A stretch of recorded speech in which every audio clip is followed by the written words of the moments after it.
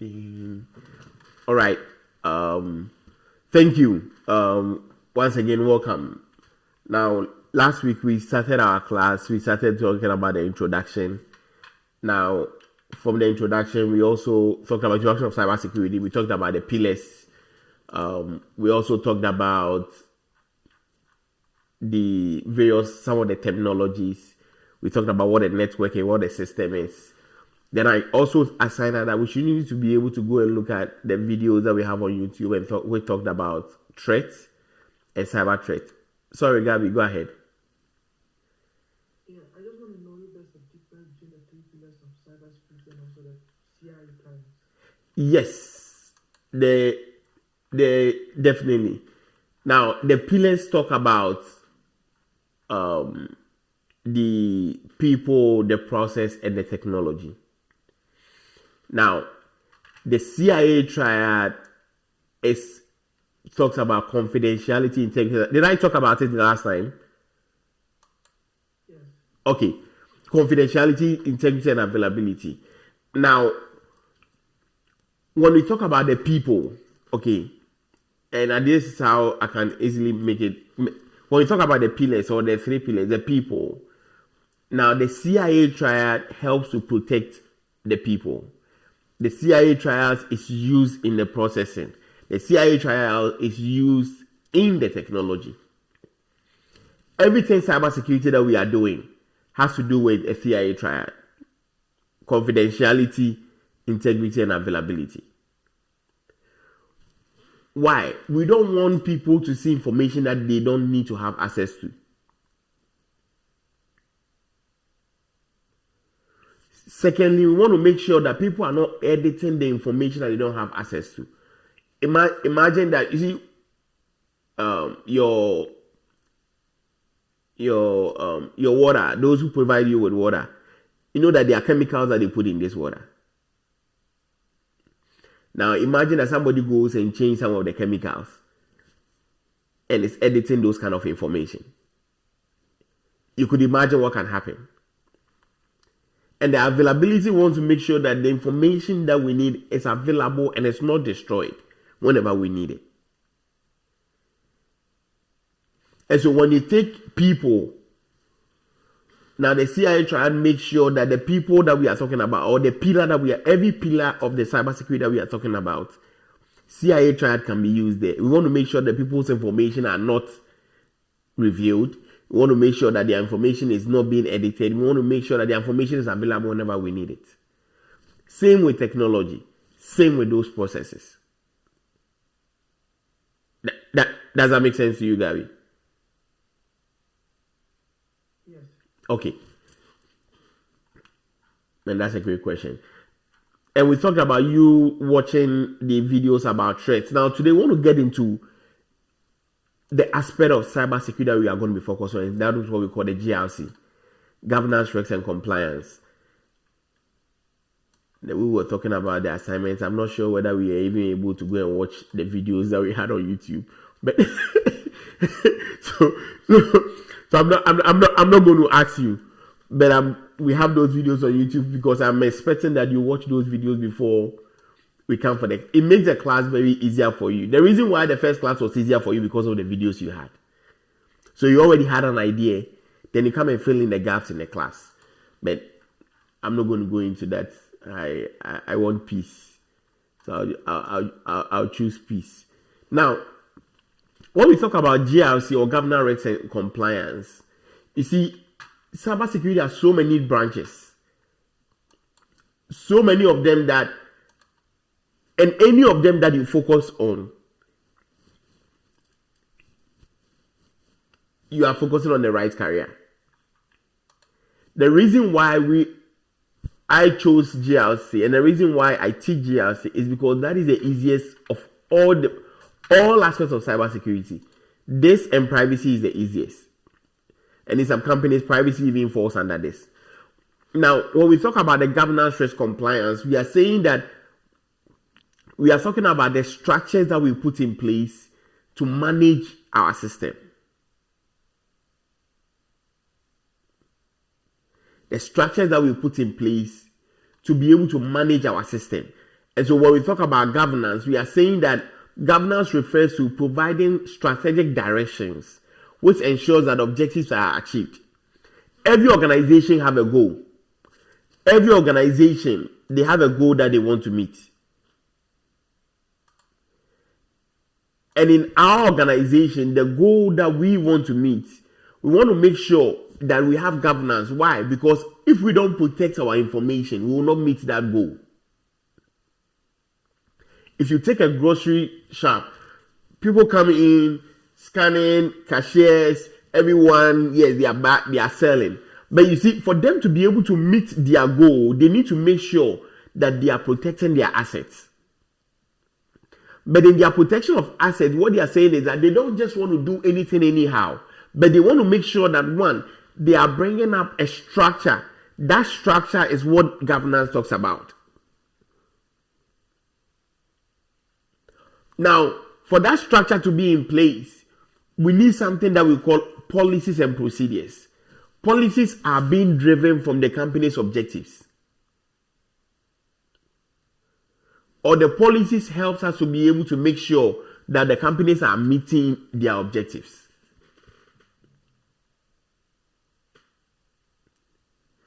And so we say that governance means providing strategic direction for the organization to meet its goals.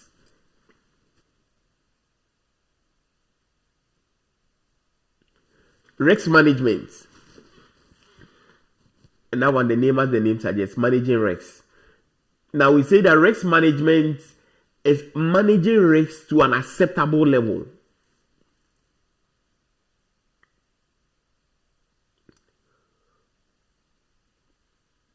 Then compliance, adhering to rules and regulations.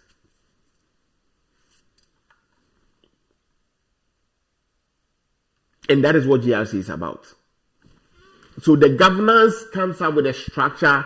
This and this is what we need to be able to do to protect our organization, to make sure the organization is meeting the goals of their governance program. Now, risk management is saying that, okay, if the structure is there, the fact that we have structures doesn't mean that there is no risk involved. But the risk management is what brings out the processes to which that organization can manage the risk that is involved to an acceptable level. Then compliance means that there are regulations that we are working with. Every organization works with certain regulations. Now we want to make sure that we are abiding by the regulations.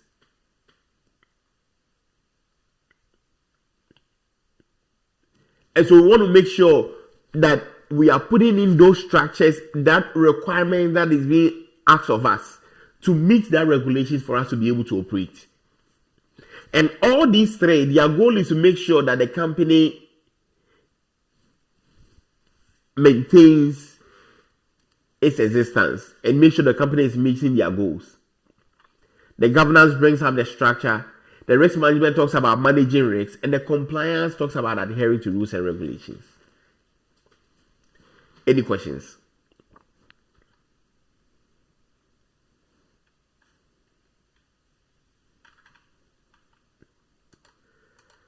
Now, we are going to go into each of these. We started with risk management. Now, we defined risks in our previous class, and we talked that risks can be defined as the potential of loss, damage, or destruction of an asset as a result of a threat exploiting a vulnerability. In my own words, I always say risk is the probability or the likelihood that a threat will take advantage of a vulnerability to harm a system or destroy an asset. Risk is the likelihood that a threat will take advantage of a vulnerability to harm a system. And I've explained this to you, so I'm hoping that you understand all these things. That's why we are doing the terminologies. Risk is the likelihood that a threat will take advantage of a vulnerability or a gap or a loophole to harm a system. Now, there are two types of risks. We have inherent risks and we have residual risks. Now, when we say inherent risks, these are risks that are there before we put in safeguards or controls to protect our assets. Residual risks are risks that are left after we have been able to put in controls to protect our assets.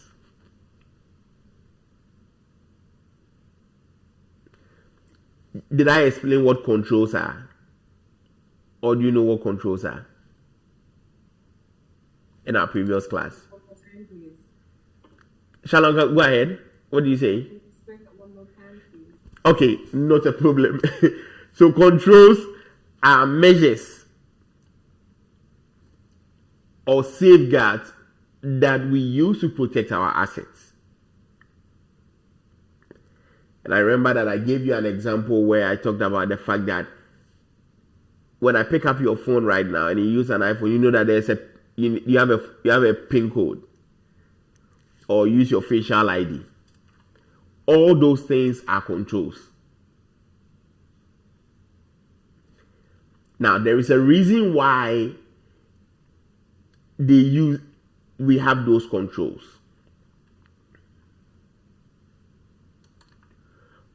Because you don't want someone to be able to access your information.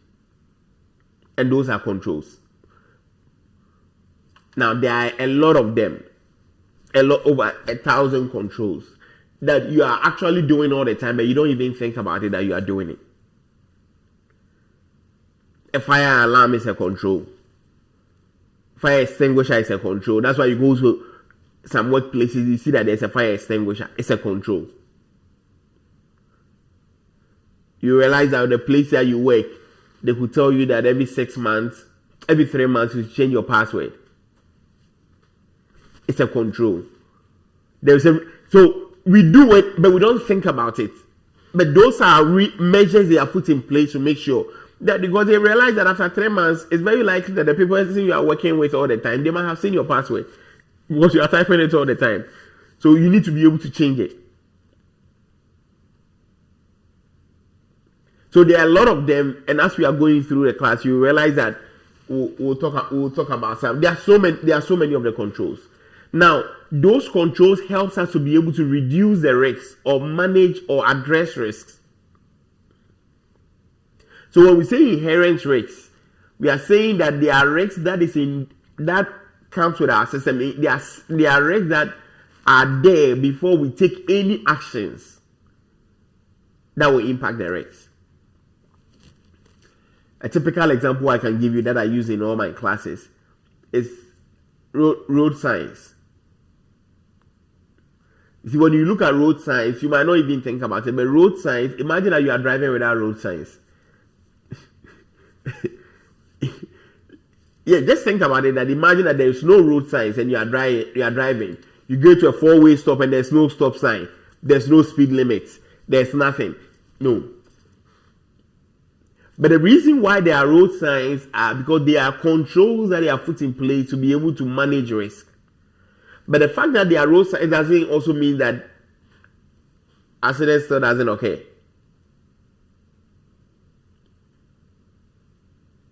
And so the risk that is involved now is what we call residual risks. And if you did a little bit of science, you see that they talked about a residue. The amount of risk that is left after controls have been implemented. That is what we call the residual risks. But the risks involved before you put in controls is what we call the inherent risks. Any questions?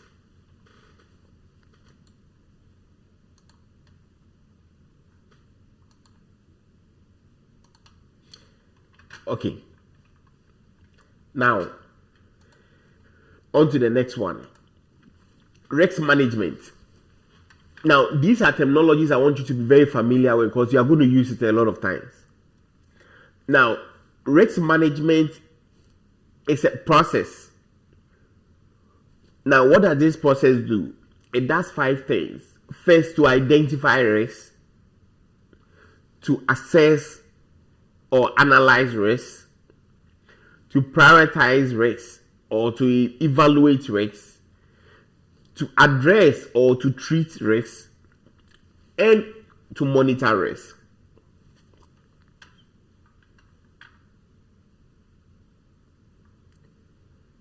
And that is risk management. First key thing is the identification of risk.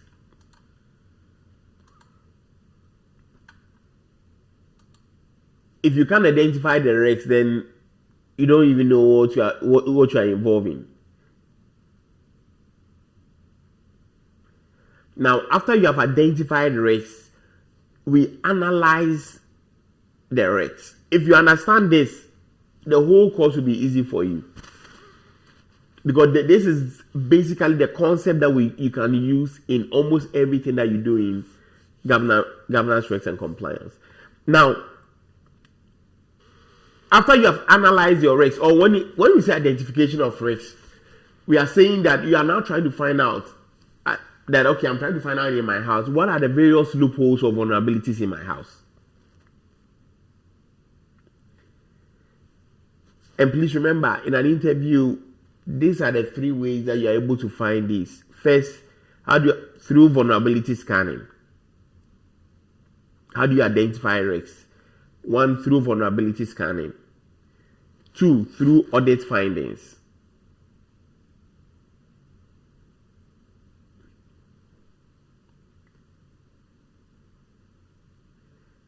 First, through vulnerability scanning, through audit finding, then also through risk assessment. This is something that they can ask you in an interview, so please have it in mind all the time. Vulnerability scanning is done with a tool. Audit finding is when someone has come to be able to audit your system, because we are saying that you are identifying risk. How do you identify risk? We have already talked about risk being the likelihood that a vulnerability can take. So when an audit is going on, what are they doing? They are coming up with findings. So during an audit, you can be able to come up with some of these findings. Now, during the vulnerability scan also, you can be able to also come up with this finding.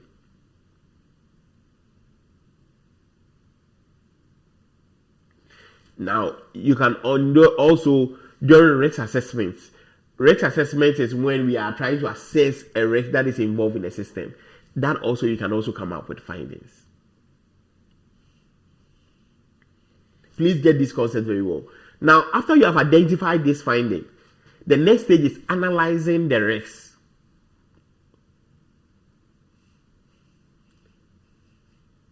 Where did this risk come from?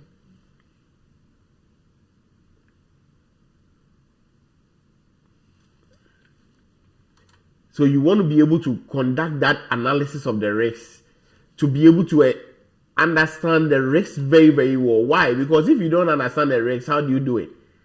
You cannot deal with it if you don't understand it.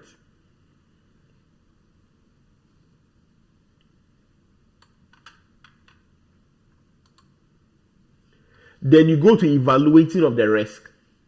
What is evaluating? When we say you are evaluating something, you are trying to attach a rating to it, whether it's a low, moderate, high. And this is where your quantitative and the qualitative that you learned comes in.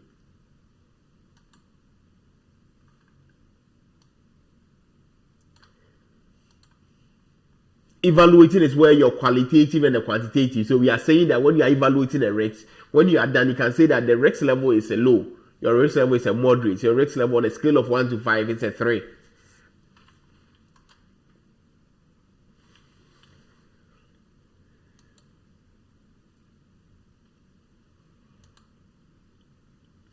Then after, we go to the next stage, that is addressing or treating the risk. And there are 5 ways that you can address a risk. We'll talk about it in a class. So when I get to that slide, we'll talk about it. But after you have evaluated it, then now you need to find a way to what? Address it. Then after you address it, we don't just leave it like that. So, and that is one of the key things that I want you to always have in mind. In the environment, there are 2 things that you always have in mind. The first thing is that we don't wait for something to happen to us before we react. And 2, after we have addressed anything in the environment, we monitor it.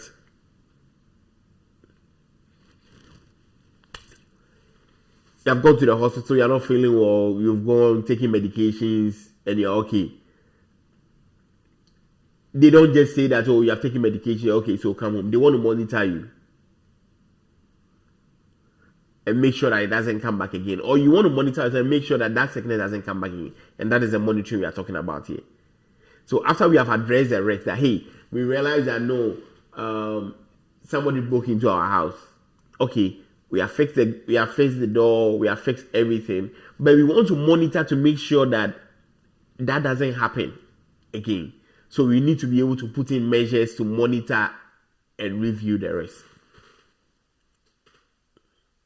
And those are the 5 steps: identify, analyze, evaluate, treat or address, then monitoring. Any questions?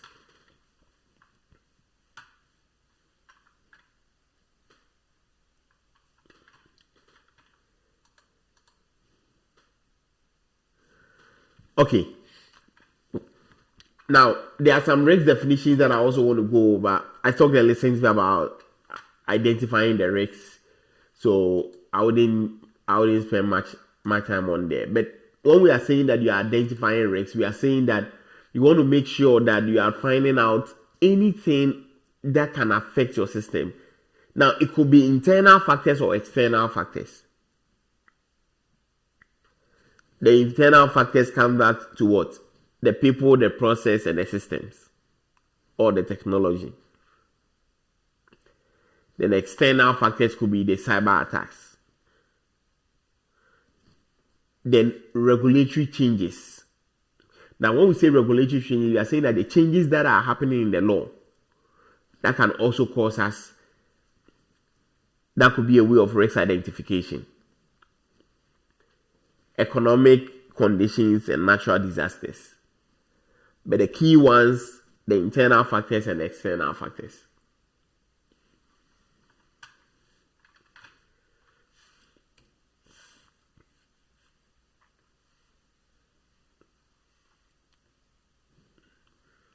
Risk estimation, estimating of a risk. Now, when you talk about estimating a risk, I talked about it, it's similar to evaluating of the risks. And that is where the qualitative and the quantitative comes in. So it gives us a general idea of the level of risks and the risk that actually is involved, or the harm that actually is involved, and that is risk estimation. So we can say that on a scale of 1 to 5, how serious is your sickness, or how serious is this? It says 3. Same way that we can say that this is also a low, a moderate, or a high risk. And that is risk estimation. Risk evaluation. Now, decisions are made during the evaluation stage.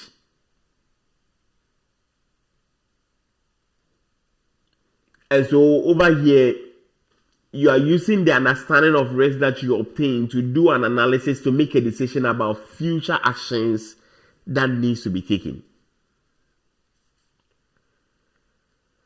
Or what are the priorities for addressing the risks that came up.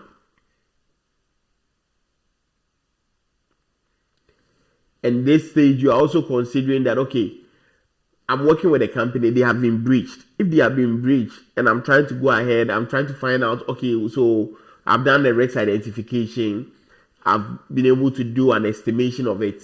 Now I'm evaluating the risks. Now, if because they have been breached or because there are legal issues that involve, I need to be able to consider all those things before I come up with a decision. If I don't consider the legal part of it, I cannot make a decision because I have a contract with them, and the contract is a legally binding document.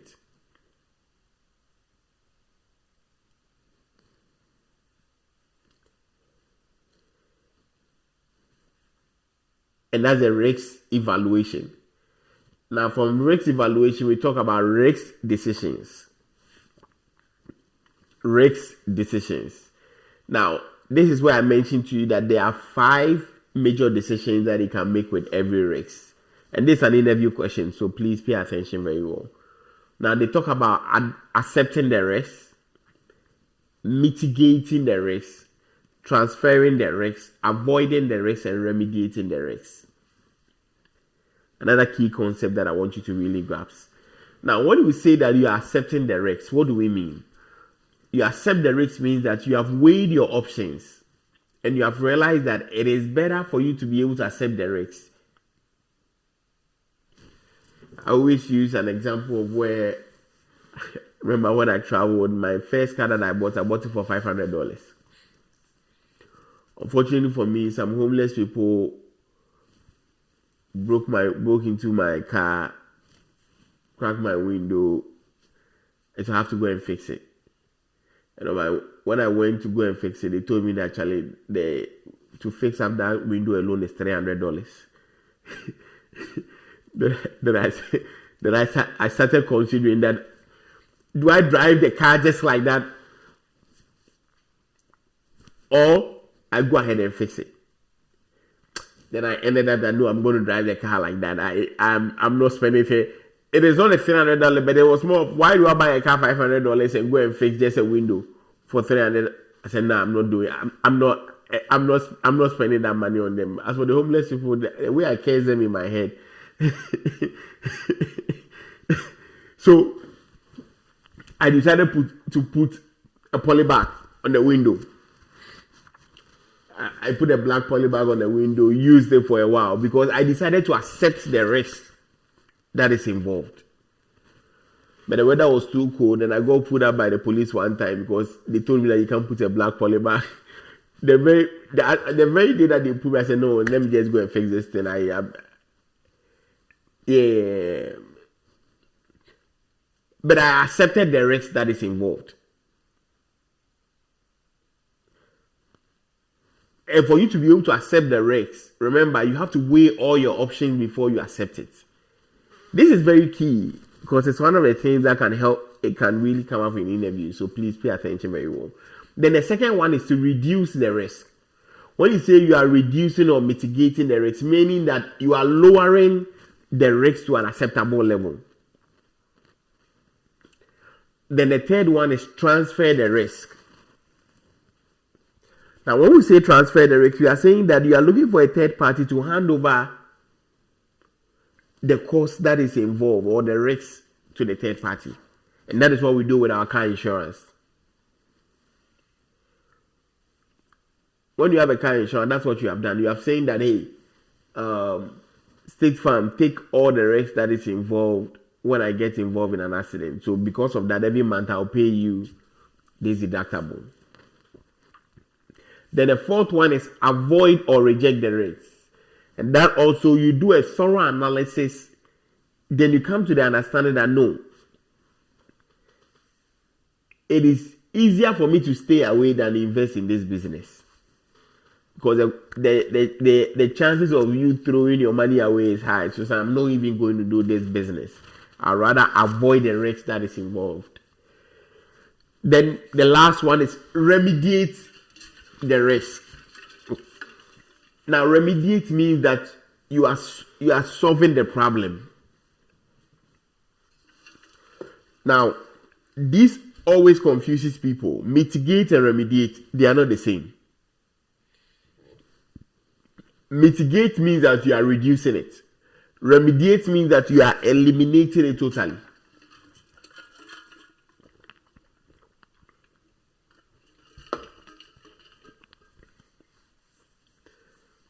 Mitigate, you are reducing. Remediate, you are totally eliminating the risk. Same when accept and avoid. Accept means that both of them, you have weighed your options. But accept means that, yes, I've weighed my options and I'll still enter the business or I'll still take the risk. But avoid means that you have done a thorough analysis and you don't want to partake in it at all.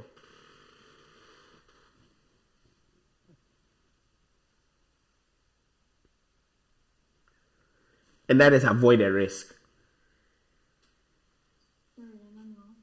Yes, please. Are you able to just give an example of remediating risk, please? Remediating risk. Like a real life example, please. A real life example of remediating risk. Okay. Now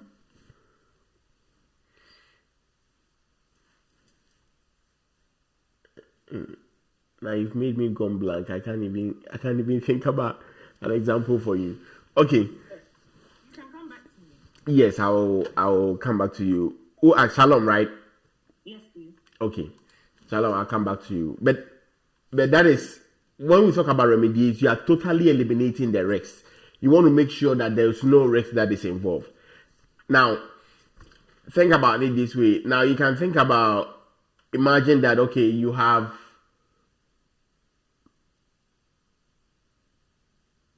more real life example. There's something we call more like a, okay, now because of work from home, okay, companies want to make sure that their devices and everything are secured. Because of that, and there is a risk that is involved. Now the risk that is involved is that they want to make sure that people are not able to hack into their environment, or they are not able to impersonate their users to be able to hack into their environment.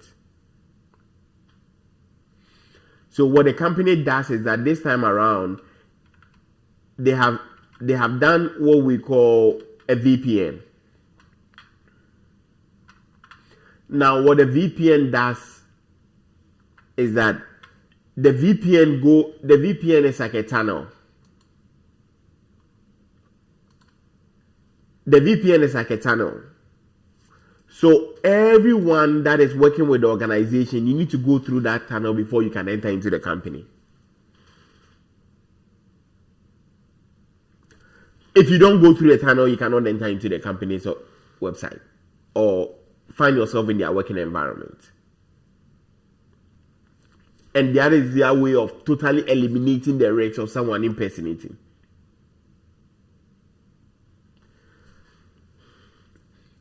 Does that make sense? Okay. Yeah. So always remember, and it's an interview question. They can ask you, I have done this debate with probably about 3 or 4 people, where there's a school of thought that says that you cannot eliminate risk. And there's a school of thought that says that you can eliminate risk. And you can stand on each side and be right, depending on where you are standing and your understanding of what is going on. If you ask me that I should tell you why you cannot eliminate risk, I'll tell you. But if you tell me that difference, I tell you why you can eliminate risk, also I'll tell you. It all depends on how you understand risk and being able to have that better understanding. Because they come from the thought that there are natural disasters that is involved. Because there are also factors that you can consider. And natural disasters are things that nobody can control.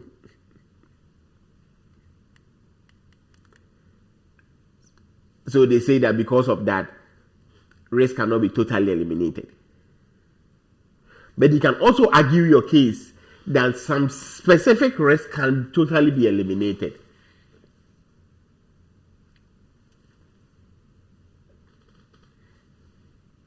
Like what I just talked about, it can be totally, depending on how, or the measures or the controls that you are putting in place. So you can stand on both, right? So depending on where you stand.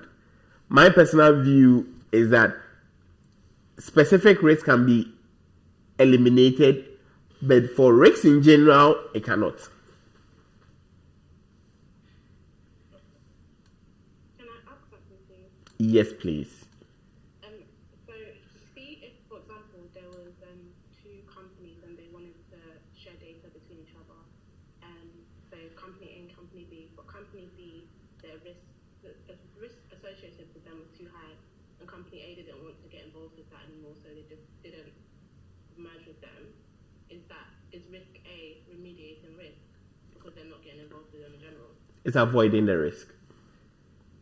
So that's avoiding. Okay, so that's not remediating. No, but if they say that, okay, there's risk involved, but we'll still work with you like that.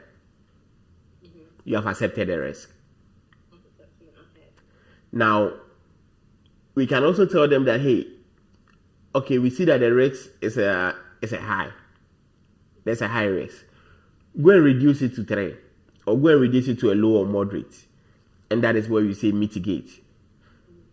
And when we tell them that, hey, there is a risk involved, please, you have to remediate this risk before we can work with you. Okay, so it will be company B's decision to remediate that risk. So company A has nothing to do with it. Because who is the risk involved? So the risk is involved with company B. Company B has a risk. Their organization is at a risk. And they are trying to do business with company A. Yeah. Okay. So company A has a choice to accept the risk or avoid it. So they don't have an option to remediate the risk because it's not their risk. It's not their risk. Unless company B gives them that chance that, hey, you can, if you want to remediate it for us, why not? We'll take it. I don't know if this is going too deep, but if they did give them the option to remediate it for them, how would they go about it? How would company A remediate the risk? It depends on the risk that is involved. Yeah. It depends on the risk that is involved. It's becoming interesting to you, right? Where you are getting to, we call it third-party risk management. Yeah. Now, for any third party that wants to work with any organization, you have to go through that same process. Now, there will be a time where you are working with an organization. You want to work with the company. Let's say you work with a hospital. The doctor is looking for a medical device. The doctor wants that medical to work with it. He wants that medical device to work with it.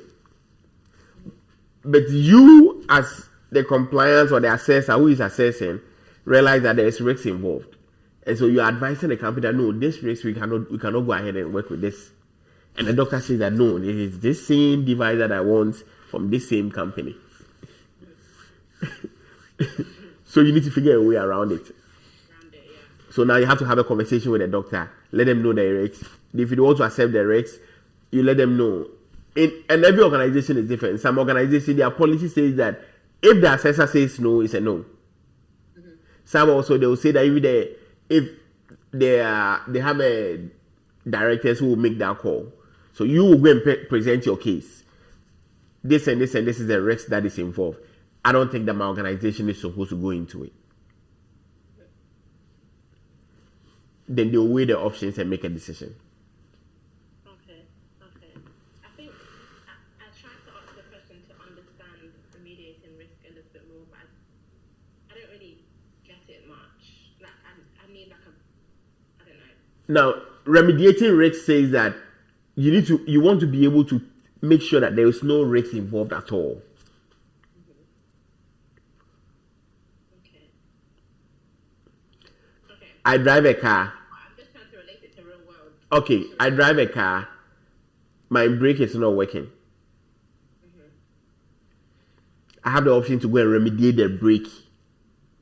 Okay. Or not. So that would be you go to get it fixed. Yes. Before you drive that car. But then what I'm thinking is that even if you get it fixed, there's still a possibility that it might not be fixed completely. Sorry, can I just interject very quickly? Yes. On that same, with using that same example with the brake, another way of eliminating the risk is it not just to get rid of the car completely? No, that you have avoided the risk. So that means that avoiding and remediating a risk, they can kind of work hand in hand. They can work hand in hand, depending on the kind of risk that is involved. Okay, so the main thing is the decision is based on the type of risk, essentially. Yes. So it's kind of difficult to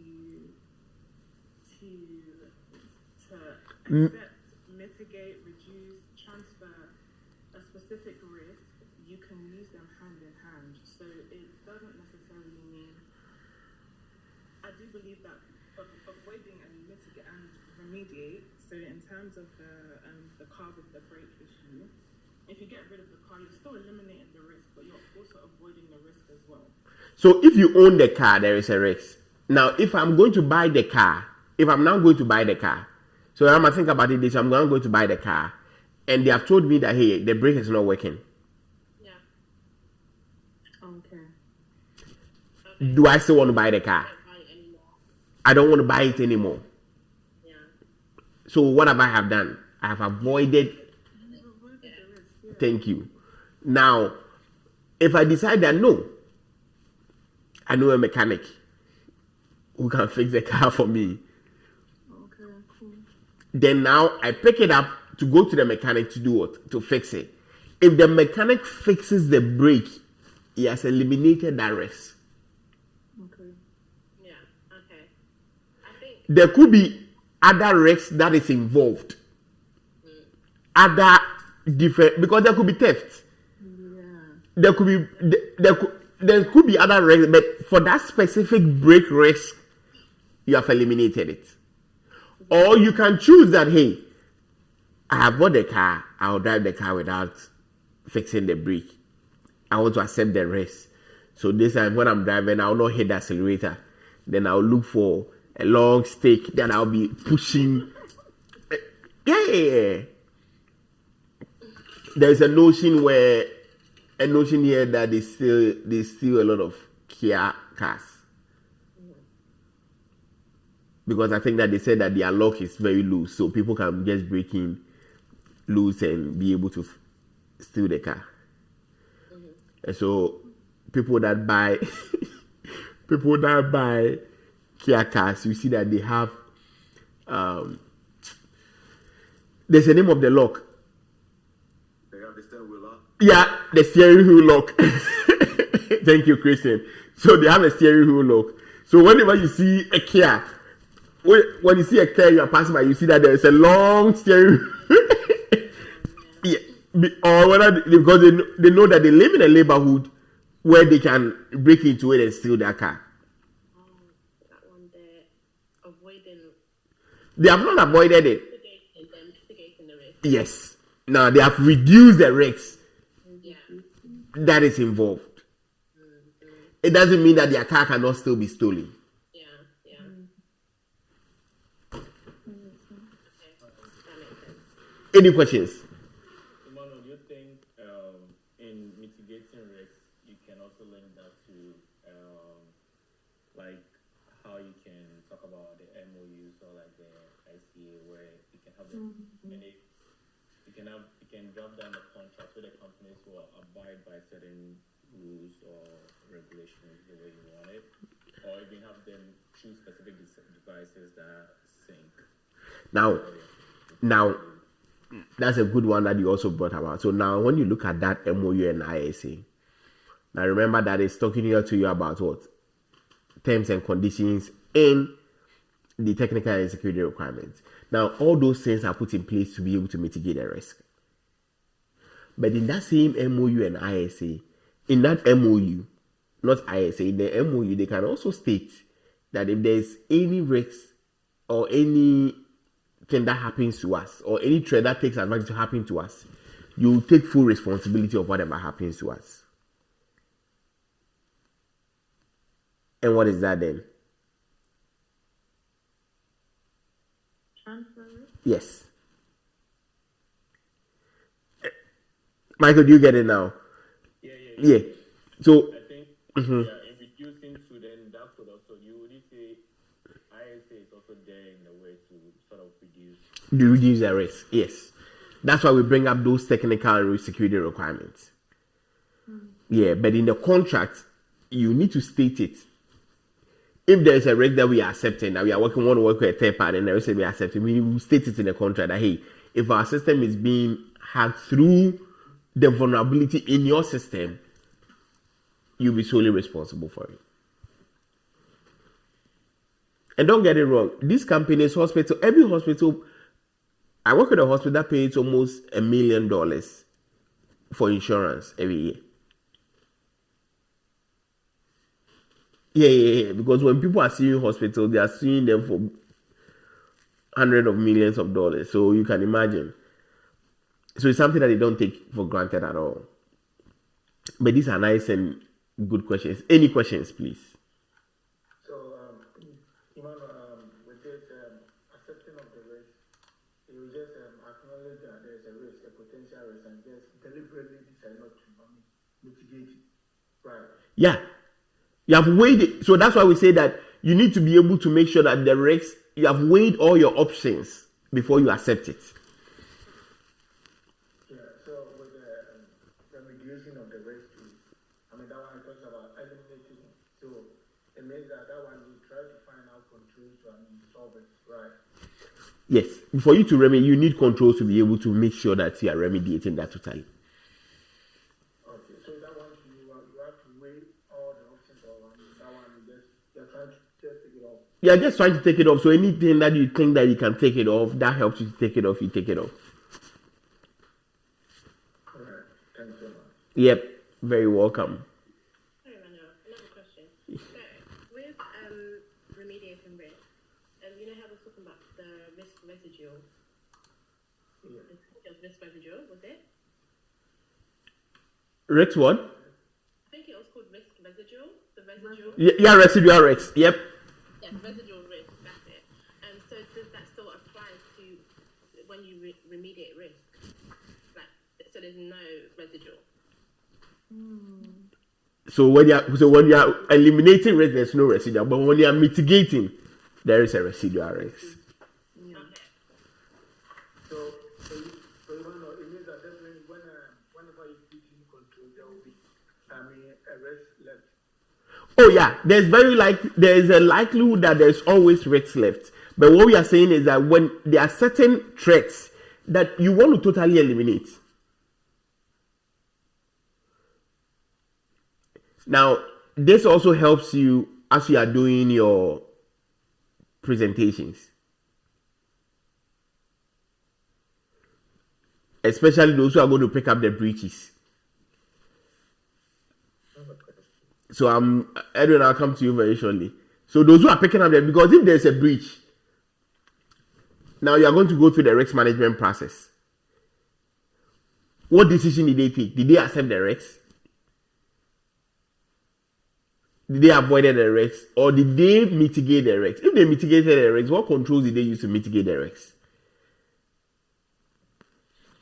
Then a question that I can also ask you that from your research, what other risk decision could they have taken and why? Does that make sense now? So this is why I give you those practical examples so that it makes it more visible and more practical to you. Edwin, let's go ahead. I've missed you. You are supposed to come here, but you've not come yet. But so please let me see you. Go ahead. Sorry. So you said that control are meant to manage and safeguard, and they reduce risk and manage risk. So why are we using controls when we're doing the remediation risk? Because we're eliminating it. So if we're going to eliminate something, why are we reducing it or managing it if we just eliminate it? Because not all risks can be eliminated. And remember that we said that there are some risks that has external factors like natural disasters. Typical example. Now, today you might give me some time, I beg you, because I had to cover what I'm supposed to cover in the class. So please, we took a longer time with our discussion. And this is a good discussion. That's why I'm trying to help you out. Now, imagine that you decide that, hey, you want to back up your iPhone in your cloud. You've backed up, right? So when you need your pictures, you know that when you go to your iCloud, it is there. But if a natural disaster happens, what do you do?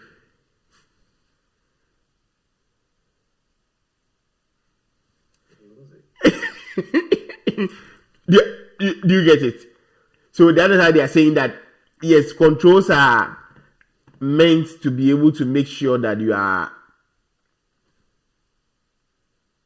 protecting or you are reducing the risks or you are managing the risks.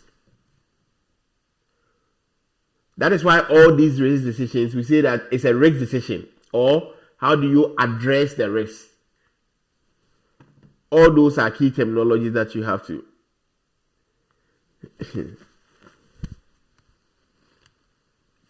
Does that make sense?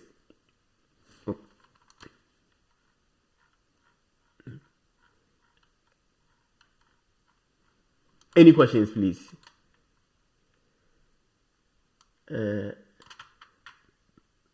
Please give me. My sister wants me to explain risk management for her again, or else she'll beat me. Yeah, she beats. She doesn't like confrontation. If you joke, she'll just beat you. Okay. So I'm not risk. When you say risk management, we are saying that risk management and managing risks are different. Now, risk management is the process that we go through to identify a risk, to assess, prioritize risks. So when we are talking about risk management, so we are not saying, so in other words, or in easy terms for you to get it, it's like, how do we deal with risks in an environment?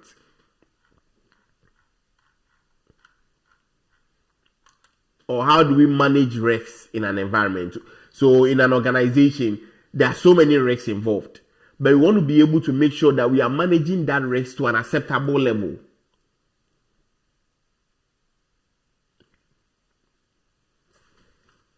And from what we are talking about right now, how do we manage it?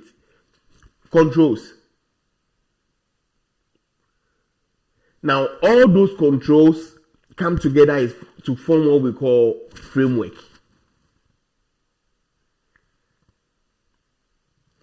And that framework is what falls under compliance.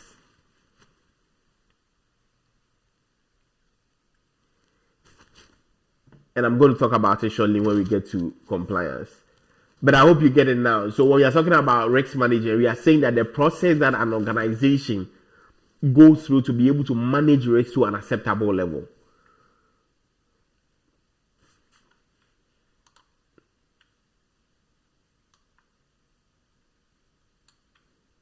Any questions, please?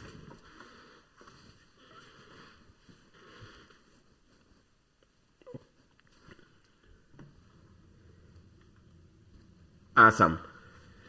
Okay, and these are good questions, so please keep them coming. You realize that if you have not had asked the questions, Victor, if you are talking, you are muted. Victor, if you are talking, you are muted. We can't hear you. Okay. Maybe you are not talking to us. Or you can put it in the chat if you had a question. But if you are talking, I cannot hear you.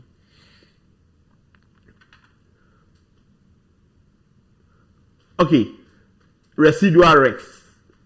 Now, this is where we talk about the fact that the residual risks are the remains or are the risks that after you have put in controls or after controls have been implemented. The remaining ones is what we call the residual risks. And we are saying that if the residual risk is greater than the acceptable risk level, then it should be further treated or further addressed with the option of additional mitigation through implementing more controls. And that is what we call control enhancement. Remember, control enhancements are extra measures that we put in place to address our system, or extra measures that we put in place to protect our environment. Controls are the measures you are putting in place, but the extra measures is the control enhancement. I had one of my previous students, and I explained control enhancement, and she gave me an example that it's like it's like a woman, beautiful woman who is going out, and and explain control enhancements as the makeup.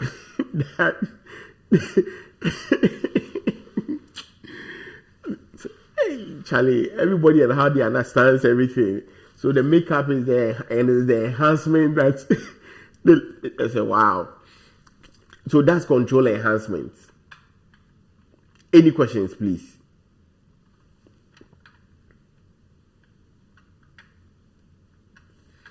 Okay. Now, from control enhancement or from residual risks, the next one I want to talk about is risk appetite, risk tolerance, and risk capacity.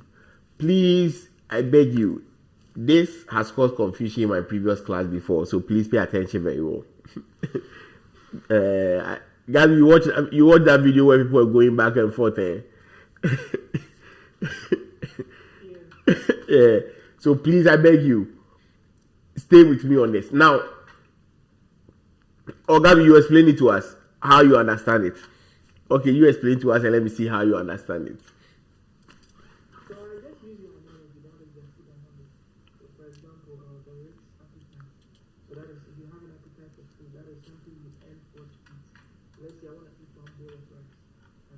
Then your risk tolerance. After eating one bowl, you realize that I can go extra plate, so can do 1.5. And then your risk capacity, that is your maximum you can go just at 2 bowls. You can't go past 2 bowls. After 2 bowls, you're going to put the food and you're going to raise the food. Simple.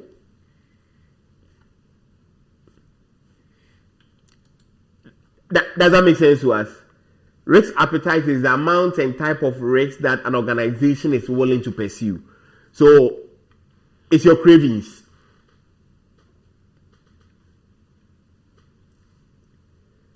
So as you are there, the things that you are craving for. Now, risk tolerance is the acceptable degree, or risk tolerance is the amount of risk that organization is prepared to withstand in order to achieve its objectives. Then the risk capacity has to do with the maximum level of risk to which the organization should or can be exposed to.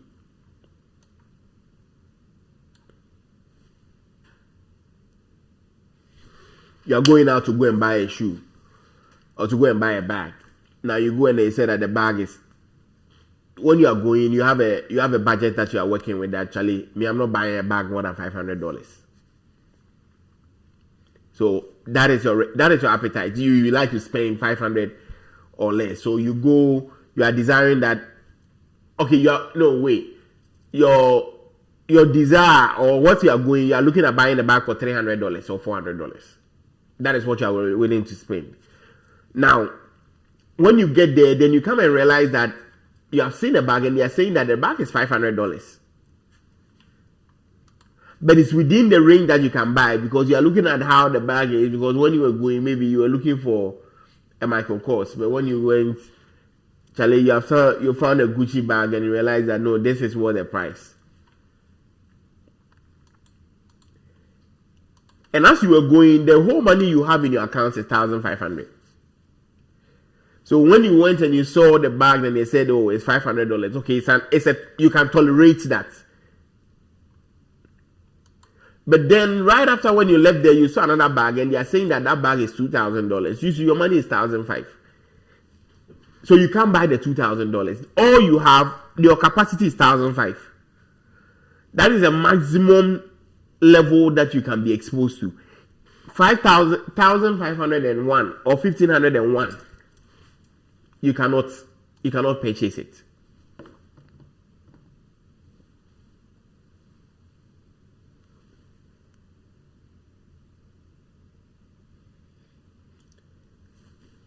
So easily, your appetite is your willingness, what you are willing to, or you are willing to pursue, or your desires. Now, the tolerance is what you can tolerate or prepare to withstand. Then the capacity is the level to which you can be exposed to. You cannot exceed that by even an inch. Any questions?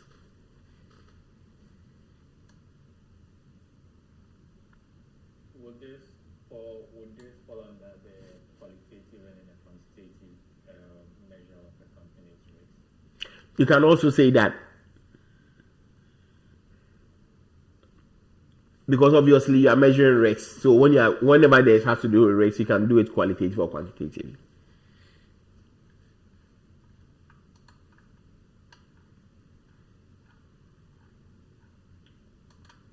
Any questions, please?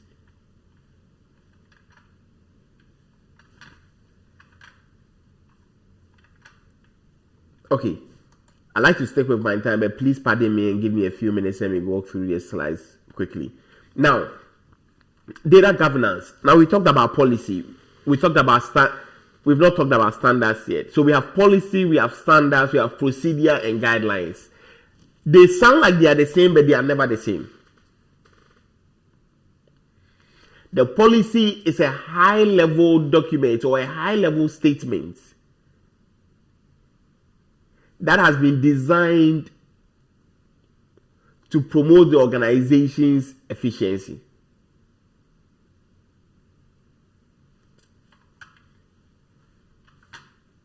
Now, our policy is a statement, and mostly all these are being recognized. The easiest way to do it with the questions.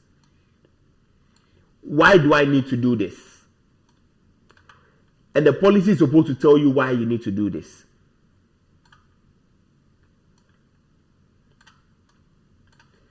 Your standards, it is what is the required or what is the requirement.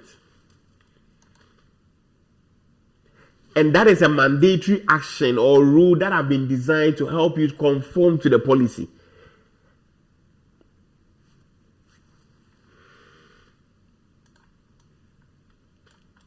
And those are the standards. Then procedures are the step-to-step guide or the process that you go through to be able to do this. Who does what? When would that be done? What are the criteria that are involved?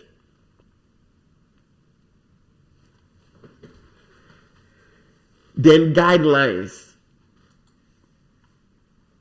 Now those guidelines become general statements or recommendations that are designed to be able to help you achieve the policy.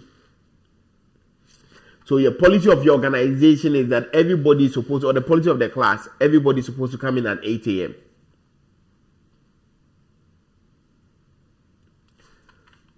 Or everybody that comes in needs to turn on their video. That is a policy. Now the standard says that what are the mandatory actions or the rule that is being designed to conform people to this policy.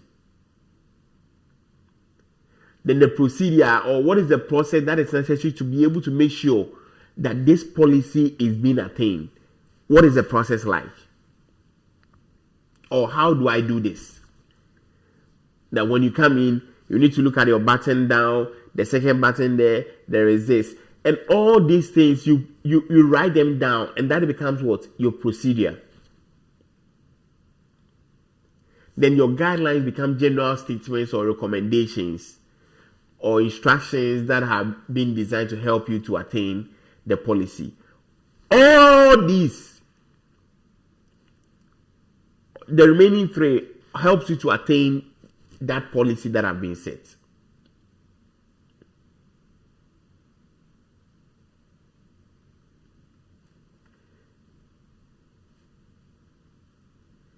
So the policy tells us the required action that have been stated for us to be able to make sure we attain the standards. Now, security terminologies. A few terminologies that I want us to go through. We have top secret, spillage, security category, and security controls. I've talked about controls, so I'm not going to go over controls again.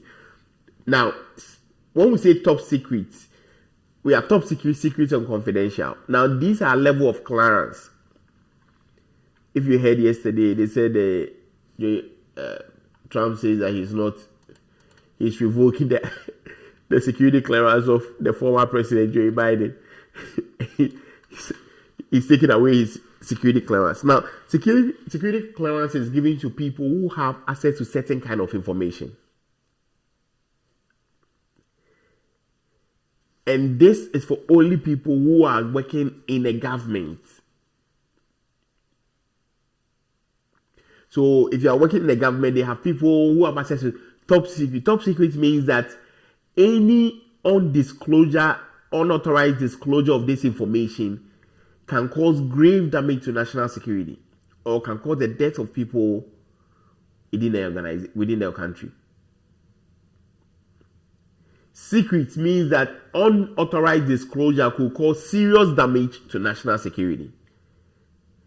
Then confidential means that unauthorized disclosure is expected to cause minor damage to national security.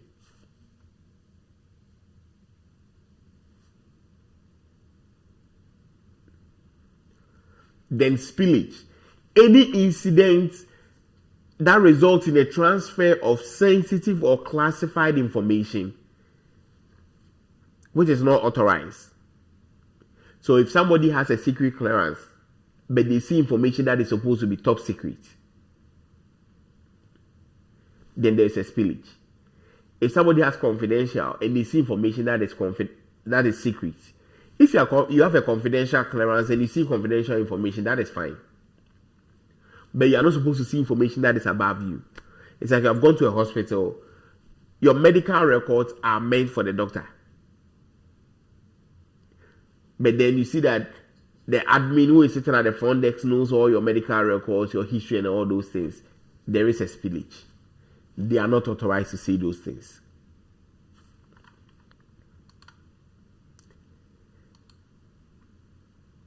Does that make sense?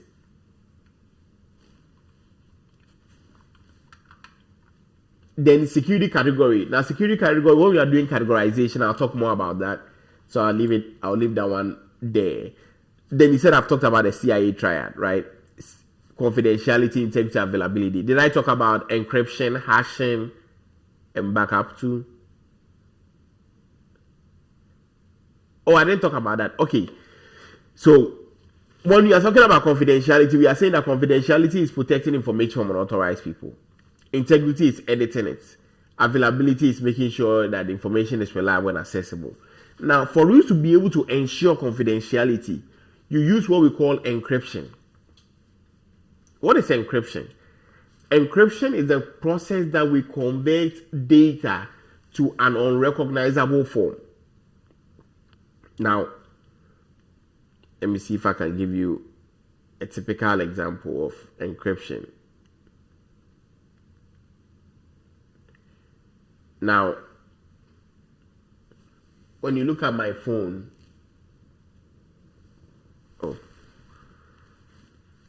that's what to see. So if you look at my phone, you see that the passcode that comes on, when I start typing the passcode, you see that it doesn't come in the number that I'm typing. But it comes in a form that is not recognizable. That is what encryption is. When you go into a website and you are typing in your password, you realize that it comes in what? Asterisk. That is encryption because that data has been encrypted. Why? Because they don't want somebody standing behind you to see that you are typing in your password. And so that is encryption. So encryption is the process of converting data to an unrecognizable or encrypted form. And mostly we use it to protect sensitive or confidential data. That's why whenever you are typing your NI number, your social security number, you see that it comes in that. They only leave the last four. The rest, they will make sure that they are encrypting the remaining ones. Integrity is being protected by hashing. And these are interview questions, so please take it very seriously. Now, hashing is used to verify that the data is unmodified.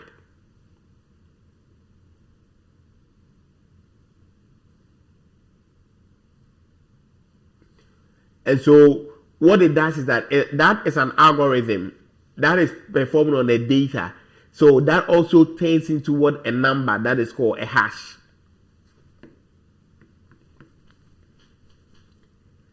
And so the way it works, if that number changes,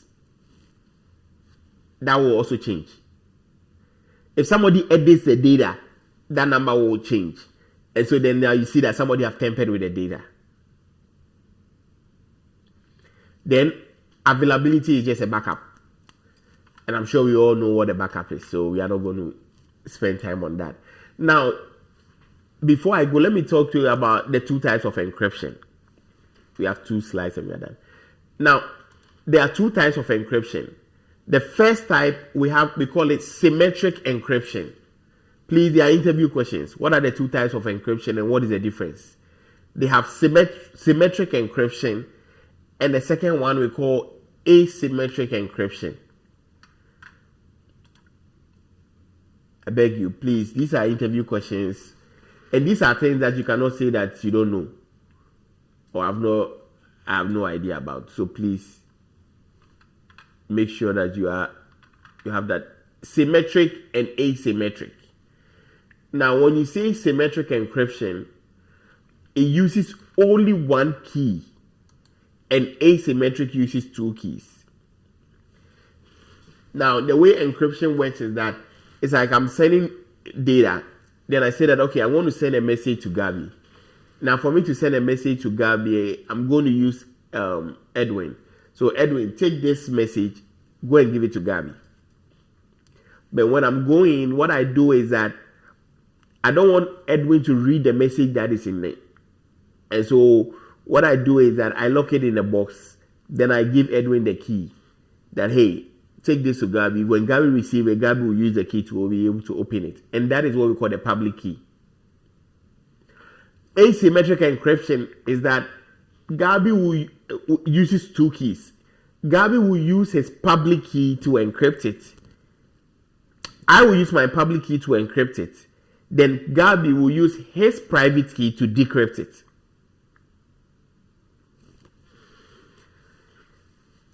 To make it easier. You see, when you live in an apartment, you see that when the mailman comes, you have your place where all the boxes, right? And everybody's mail is there. Now, when the mailman comes, the mailman has what we call a public key. So he will go behind, go and open the box.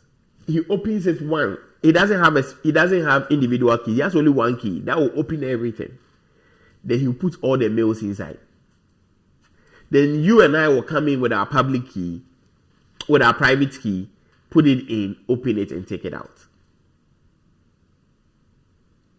Does that make sense to us? Remember, there are two types of encryption, symmetric and asymmetric. What's the difference? Symmetric key uses only one key. Symmetric encryption uses only one key. Asymmetric uses two keys. And the asymmetric is more secured than the symmetric. Why? Because it uses the two keys.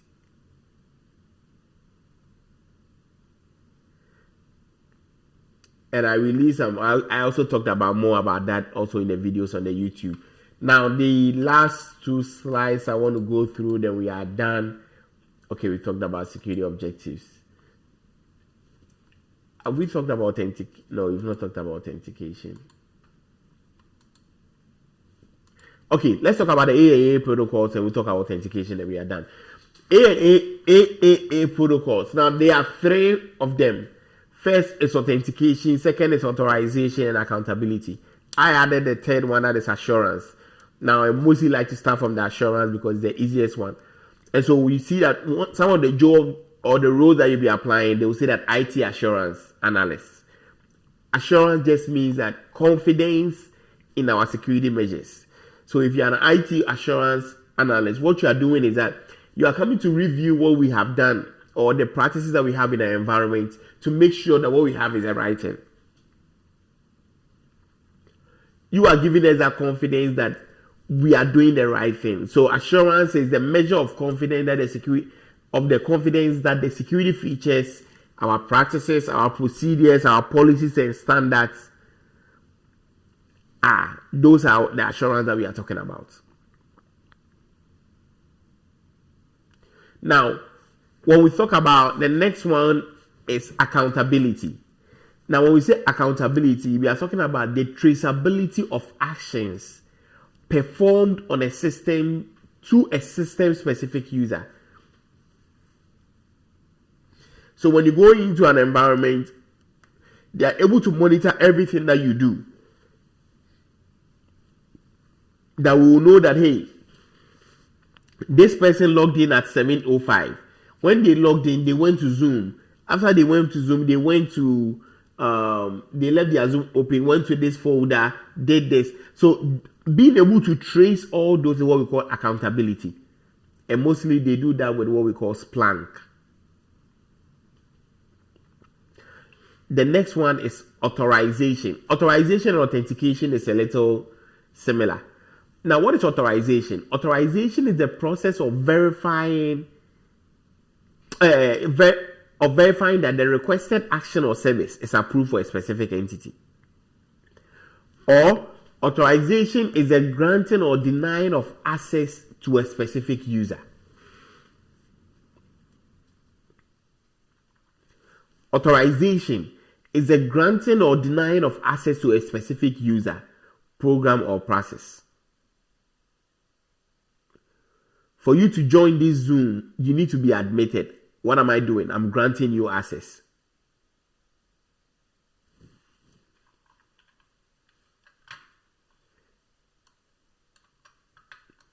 I'm granting you access. And that is authorization. Authentication is you logging into the Zoom. Remember, the fact that you go in and type the Zoom ID and the password, that is authentication. Me hitting admit is what? Authorization. So authentication is verifying the identity of a user before granting access to a system. So when you go to your email and you type in your username and your password, what is that?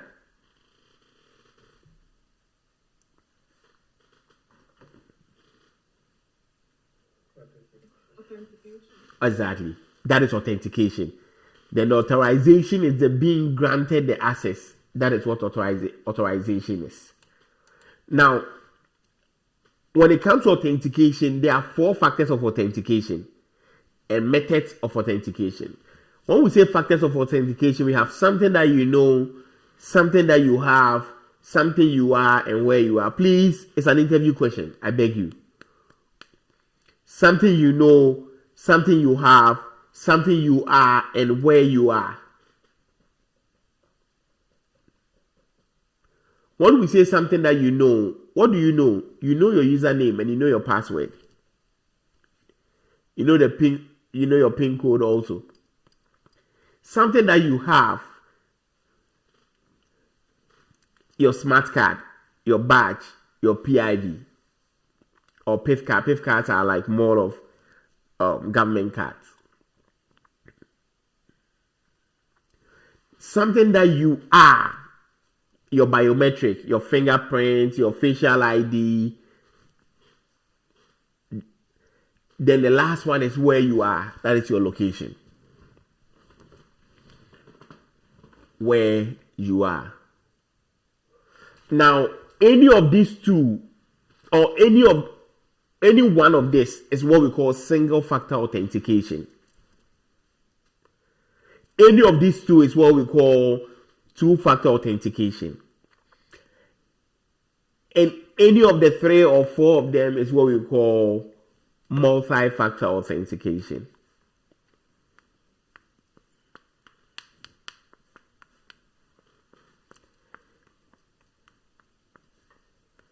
Any questions? Something you know, something you have, something you are, and where you are. And those are the factors of authentication. Then the method of authentication has to do with the single factor, the 2-factor, and the multi-factor. Any questions? Sorry, I think I missed it. Did you explain what PIV is from something you have? Yes, PIV is a card. It's more like a government card, government ID that it gives to majority of the government workers.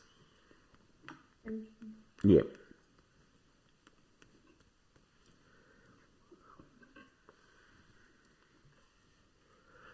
Now,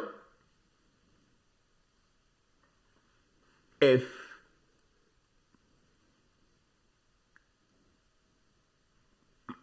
I have 2 questions for you. If you use your iPhone and you unlock your iPhone, how many factors of authentication is that? What kind of method of authentication is that? What method of authentication? Think about it very well. And if you use your debit card, if I want to imagine that Edwin decides that Charlie wants to go and take $10,000 from his account, then he takes his card, goes, withdraws $10,000 and comes back. what are the method of what is the method that Edwin used. Then Ram also decides that she wants to open her iPhone, and he uses her iPhone and opens up her iPhone through a facial ID.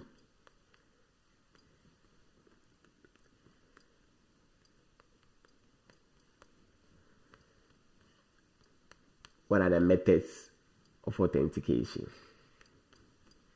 You just want us to shout out the answer. Yeah, we can start. Gabby first. Gabby raised his hands first. So Gabby, I'll go with you. Then Shalom will come to you. Alright, so I think with the debit card, it has to do with the single factor, which is you enter into your PIN, which is just one authentication. Okay. And then with the iPhone too, it has to do with just one single factor, which is a facial ID. So that's one single factor. Okay. Nice one. Who else? I want to speak, but I think Shalom was next. So Okay, Shalom, go next. Then Rama, then Perez. Rama, don't worry, you can go. with the iPhone, I would say it's multi, because it knows your location for one. You have your biometrics, so your facial ID. What's the other one? Who you are? I think it's who you are, right? No, that's the biometric. Can't remember. So can you put the screen back on please? Oh, sorry. You don't want to see my face. You want to see the screen. Sorry. It's fine. Answer the question correctly. Yeah. So something you have, no. So something you are, you have the biometric, it knows your location. Okay, maybe it's just two of them. But the only reason why I'm saying iPhone could be more, because, oh no, but you said unlocking. Sorry, I was thinking about when you pay with your phone, your iPhone. So, if I'm getting you well, you are saying that the iPhone will be unlocking with a facial ID is what, 2? Yeah. Or 3 or multi? Did you say 2-factor or multi-factor? I changed my answer to You change your answer to 2. Just to unlock it, I would say, does it even care where you are? Maybe just one. I think I also want to change my answer.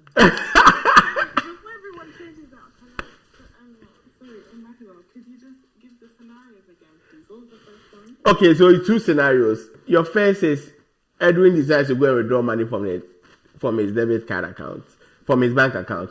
So ATM. From his own bank account. Yes, so he uses his ATM card. He takes his debit card, uses that debit card, goes and withdraws money, and comes back home. And we want to find out how. That one I believe is. You want to, okay? That one you believe? Yeah, I believe that one is 2-factor. And what was the second one? No, which 2 factors are you talking about? Yes. Oh, sorry. And it's the something you know and the something you have. Okay. Then the second one is iPhone. Rama decides to unlock her phone with an iPhone, and she uses her facial ID to do the unlockment, not the PIN code. Her facial ID.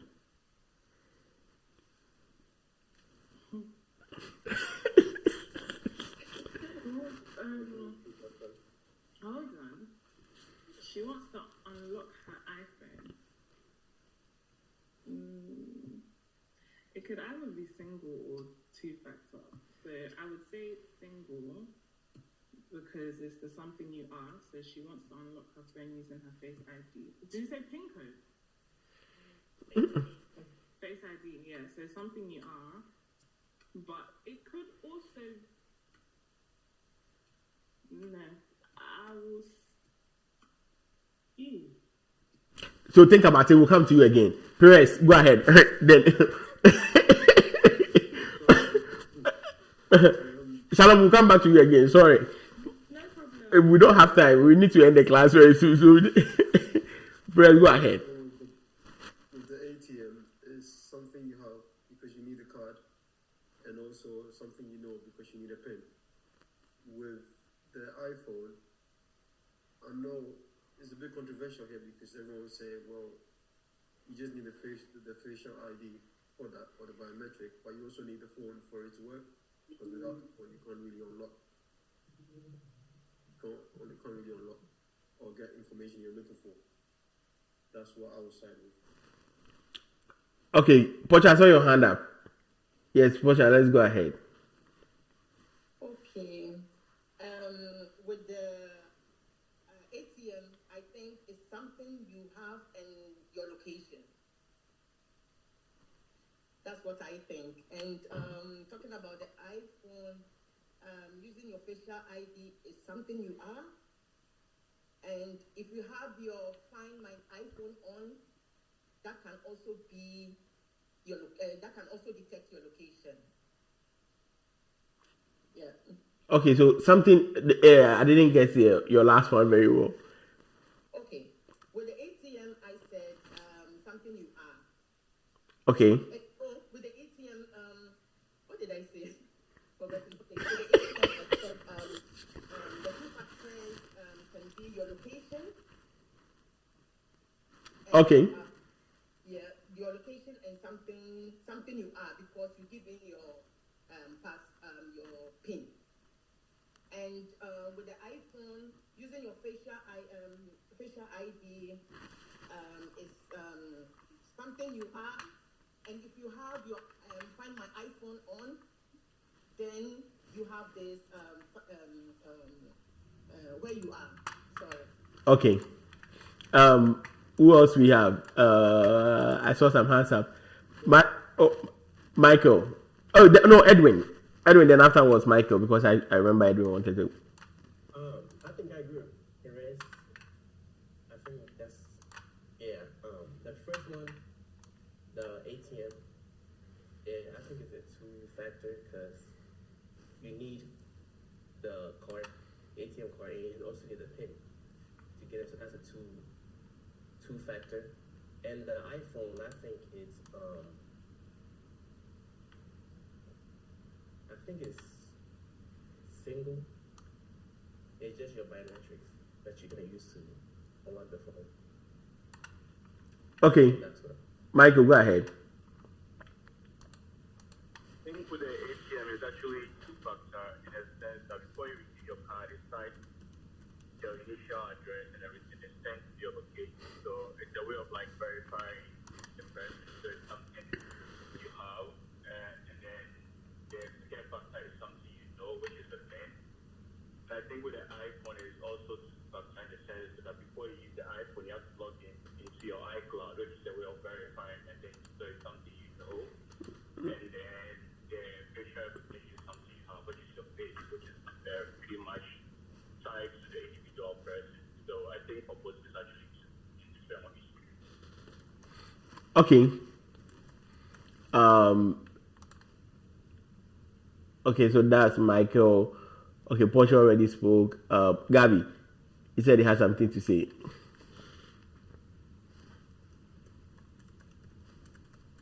Alright, so I was changing my answer. That is for the debit card to multi-factor. Okay, why would you say multi-factor? So multi-factor is what something you have a card, and then also you need your PIN. That is something you know.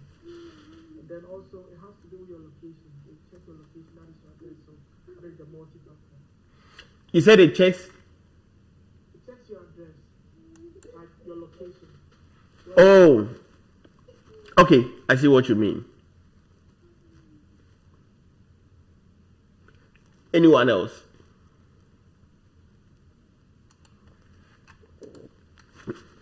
Okay, Rachel. Okay, I would say going to the ATM is a two-factor, because you need the card and then you need your PIN. But on the facial ID, I think it's only a single factor, but it is probably one of the most secure and reduces risk single factor, because you need your whole biometrics to unlock your phone. Okay. And Portia, you are coming again, or your hand was already, you didn't put your hands down? Okay, so we'll leave it here and we'll continue next week. No, so when it comes to your iPhone, Okay. Can you hear me? Yeah, when it comes to your iPhone, remember, you cannot unlock until you are there. It's your facial ID, but it always needs your face. Whenever you see a place where there's a facial ID, you should know that it's something that you are and where you are. That's why every ATM machine, there's a camera inside. Every place that you see that they do biometric, whether you are using your hands, whether you see that there's a camera somewhere spotting that is watching the actual person who is there, because the location is involved. Does that make sense? Now, I saw that you were all thinking, some of you were thinking so much into it. It's verifying your address. No, my example was very easy.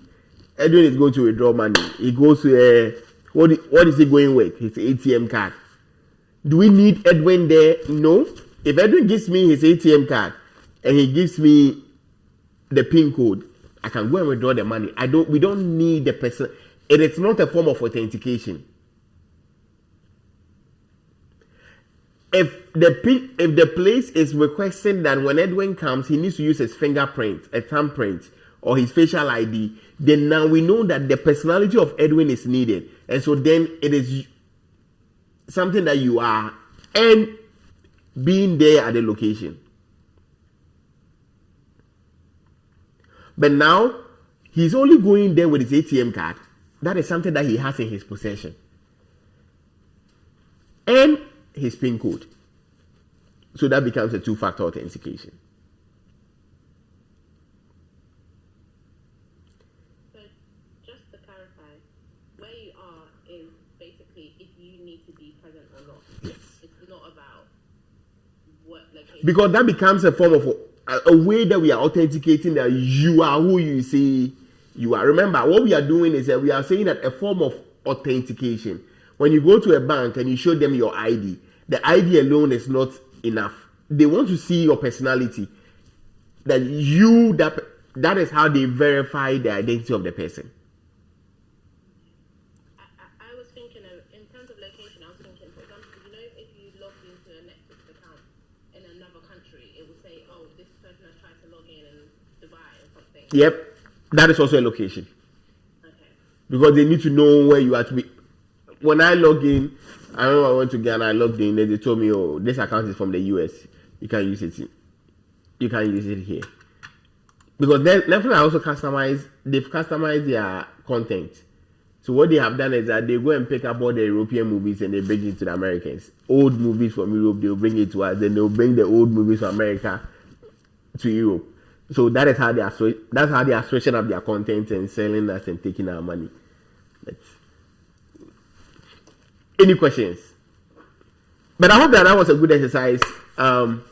Ladies and gentlemen, please, I beg of you, let's get assignments done. Let's get the meetings in place. And I'll see you on Wednesday. Please, if you have any questions, don't hesitate to reach. Yeah, don't hesitate to reach out. Go ahead, Perez. It has not much to do with what we spoke about, but a lot to do with what we spoke about today. There was something on the news today talking about encryption, saying that the UK government are trying to get Apple to give them the backdoors to people's encrypted messages. They will not do it. That crossed my mind, but I was waiting for the topic to be done.